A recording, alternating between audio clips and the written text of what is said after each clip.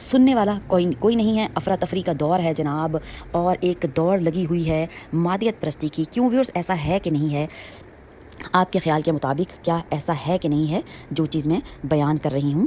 بالکل ویسے ہی جیسے حضرت یونس علیہ السلام 3 اندھیروں میں گھر گئے تھے, مگر اسی گھٹن, اسی بے بسی کے لمحے میں ایک صدا آسمانوں کو چیرتی ہے. یہ صرف الفاظ نہیں ہے ویورز, یہ ٹوٹے دل کی فریاد ہے, یہ ہارے ہوئے انسان کی آخری امید تھی.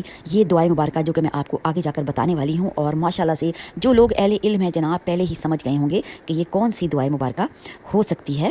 تو ویورز, جب سب دروازے بند ہو جائیں تو یہ دعا اللہ کے دروازے کھول دیتی ہے. آپ دیکھیں ویورز, اور وہی اللہ جو مچھلی کے پیٹ سے نکال سکتا ہے, وہ تمہیں بھی تمہاری پریشانیوں کے اندھیروں سے نکال سکتا ہے.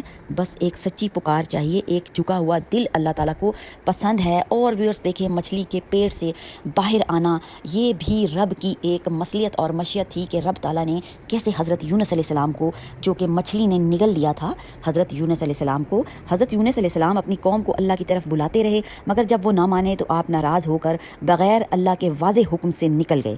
آپ کشتی میں سوار ہوئے, اور پھر کیا ہوا وہ مختصراً بتاؤں گی, ویڈیو بہت زیادہ لمبی ہو جائے گی. سمندر میں کیا ہوا جناب, طوفان آیا, قرآن اندازی ہوئی اور آپ کو سمندر میں ڈال دیا گیا. پھر ایک مچھلی نے آپ کو نگل لیا. قرآن یا کسی صحیح حدیث, ضعیف حدیث نہ ہو تو دنوں کی ایگزیکٹ جو ہے وہ تعداد 3 دن یا 7 دن وغیرہ واضح طور پر نہیں بتائی گئی. بعض روایات میں 3 دن کا ذکر ملتا ہے, لیکن وہ ضعیف اور غیر مستند ہیں. آپ کچھ وقت مچھلی کے پیٹ میں رہے جتنا اللہ نے چاہا. ٹھیک ہے ویورز, اللہ نے آزمانا تھا, اور